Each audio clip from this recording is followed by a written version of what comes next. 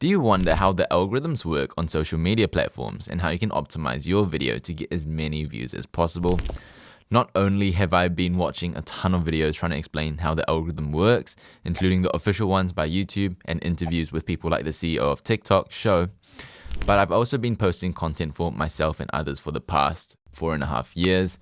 And in this video, I'm going to break down everything I know regarding the algorithm and how to optimize your video to get as many views as possible. Let's get started. So here's the diagram I made to try to explain the algorithm. So I know it looks a bit complicated from first glance, but let me break it down for you. And it's actually really simple. I'll promise you that. Just bear with me, yeah? So first of all, here is the entire premise of the model, right? So we have our content and we have people that watch our content. Now, our viewers can find our content through one of two ways. They can either find our content by them actually looking for it. So they're searching for the piece of content. And this is what I'm going to call the pull model, because they're looking for the content. They're pulling the content from the platform into their face. And the other way that our viewers can watch our content is when the platform pushes content to their face. It gets shown, the algorithm promotes it, and it gets shown to their face. They click on the video and they watch it. Think TikTok, think YouTube homepage, right? So when people scroll on TikTok, the content they see is getting pushed by the algorithm. The YouTube homepage recommendations, that's all algorithm. And when you look at the pull model, think search. So whenever you search a piece of content, does it rank? When you search on Google, does your video show up there? Now, you can optimize your channel to win at this pull game, or you can optimize your channel to win at this push game, or you could do a hybrid of both. Now, let's talk about the pull model. So ranking in search. So this is all about ranking in search, right? We want our video to rank in search if you're playing this SEO game. Now, what's particularly important if you're trying to rank in search? Number one is the topic. You want your topic to be well researched and to have a high search volume. So a lot of people are looking to find out the answers on that particular topic. People are searching that topic. And we want low competition. So not many other creators are making videos on that topic. Now, when this happens, it'll do well from my experience. And the next most important thing is how well you're titling your videos, writing your descriptions and your tags. So how well are you telling the platform, say YouTube, how well are you describing your video so that YouTube knows who to show it to? So this is where keyword research comes in, and repeating keywords and using the right keywords and using the right tags and researching these things becomes super important. So SEO discoverability, super important if you're trying to win at this pull game, this search game. Now, some things to note when you're playing this SEO game. You're probably going to get low initial views because it takes time for the platform to pick up that it's a good video and promote the video when it ranks, when people search for it. So you usually get low initial views. Also, if you're trying to solve a specific problem and it's more like a tutorial type of video, people often want the meat of the video quickly. It's generally to the point. For example, when I make how to edit caption videos on YouTube, it's very to the point and people appreciate that. And I'm rewarded for that with them liking the video and them watching the entire video and subscribing and so on and so forth.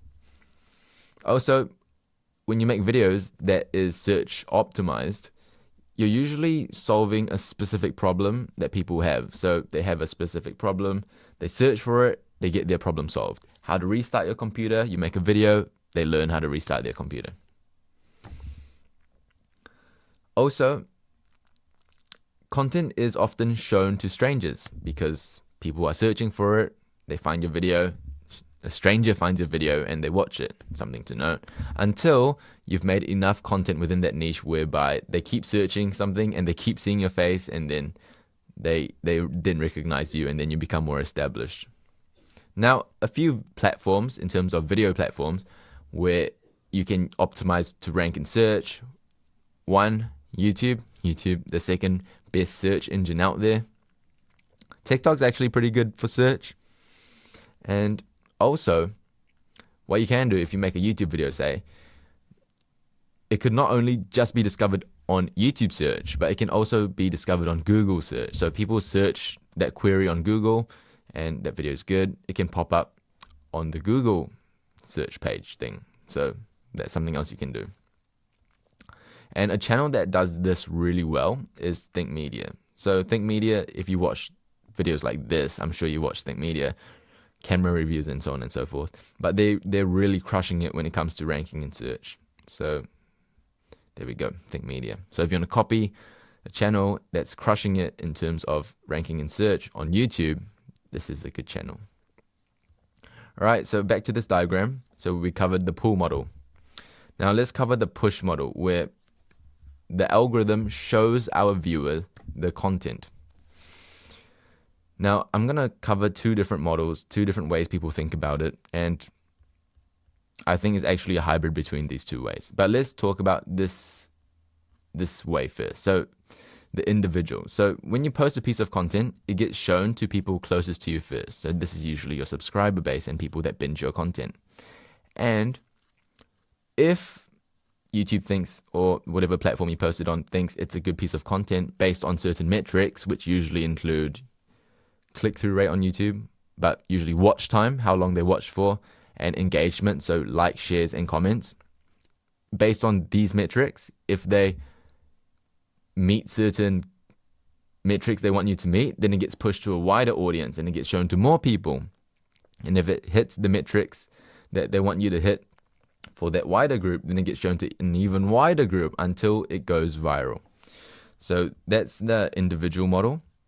Now, the other way to think about it is, instead of it being shown to individuals, it gets shown to groups. So the platforms like YouTube, TikTok, Instagram have already categorized people into groups. So this group likes content strategy videos. This group likes motivational videos. These people like university videos. These people like video editing videos. Now, if I make a content strategy video, it gets shown to a few people in this content strategy group. And then if those people like it, it gets shown to more people in that content strategy group, and then more and more. So instead of getting shown to individuals, it gets shown to people in a group until it gets shown to the entire group. Now, I'm going to watch this video made by Ted, I believe, and they interview the CEO of TikTok and he explains it. So don't hear it from me, hear it from the CEO himself, CEO of TikTok. So let's hear it. A recommendation algorithm is really just math. So for example, if you liked videos 1, 2, 3, and 4, and I liked videos 1, 2, 3, and 5, maybe he liked videos 1, 2, 3, and 6, then what's going to happen is, because we like 1, 2, 3 at the same time, he's going to be shown 4, 5, 6, and so are we. And you can think about this repeated at scale in real time across more than 1 billion people. AI and machine learning has allowed this to be done at a very, very big scale. All right, so he goes on, but that was pretty much the gist of what I just said, but explained by the CEO himself. Now, if you didn't quite catch that, because I didn't quite catch that from just one listen, let me show you what he just said in diagram format. So person 1, person 2, person 3 gets shown videos 1, 2, 3, 4, 5, 6. So person 1 gets shown videos 1, 2, 3, and 4 and likes all of them. Person 2 gets shown video 1, 2, 3, and 5 and likes all of them. Person 3, 1, 2, 3, and 6 and likes all of them. Now, since these people all like video 1, 2, and 3, we can all assume they're in the same group, right? Say they all like content strategy. And since person 1 likes video 4, person 2 likes video 5, and person 3 likes video 6, we can all assume they all are going to like the other videos that the other people liked. So person 1 would likely like video 5 and 6. So person 1 would likely get shown video 5 and 6. Person 2 will likely like videos 4 and 6. So person 2 will get shown video 4 and 6. Person 3 would likely like video 4 and 5. So person 3 would likely get shown videos 4 and 5.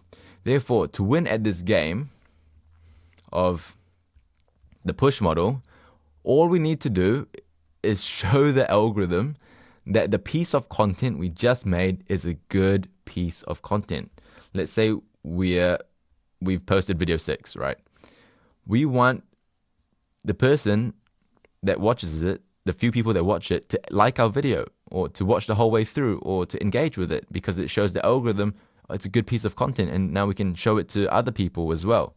So the way to optimize this is on YouTube, we want a good click-through rate, and we do this with our title and thumbnail. On other platforms, this is watch time, so how long people watch the video for. Also, on every platform, engagement counts, so likes, comments, shares. Another thing that's important is sticking to a niche, because the platform knows who to push your content to. So let's say we make content strategy videos usually. So it's usually pushed to these people. And then suddenly, let's say we make a 360-degree turn and we go university. Well, this isn't 360 degrees, it's like 90. Anyways, so we make a university video and it gets pushed to the content strategy people. Then the platform will think it's a bad video, but it may not necessarily be the case. It could just be because we're switching up niche too much. So that's why sticking to a niche is important when you're optimizing for this method, so people know what to expect when they see your videos. And also something important is a consistent upload schedule. All right, some things to note when you're going for this model is that you're usually going to get high initial views. The content will be shown to usually subscribers and frequent viewers first. You can let your personality shine. You can look at videos on other channels that have performed very well in proportion to their other videos as inspiration for what videos you can make. And the platforms that use the push model quite a lot are YouTube through their suggested videos, browse features and shorts, TikTok, which is their For You page, and Instagram, the explore page and reels. And an example of a creator that crushes it with the push model is The Life of Reza, where you can see it's definitely not search engine optimized. Well, not really. And you can tell that it will definitely get pushed by the algorithm to a lot of people like me, and we'd watch it because it's good content. We know that The Life of Reza produces good content, and therefore we watch it. And this is just one example. There are a ton of other channels out there who optimize for their videos getting pushed. So in summary, right, I'm going to summarize it.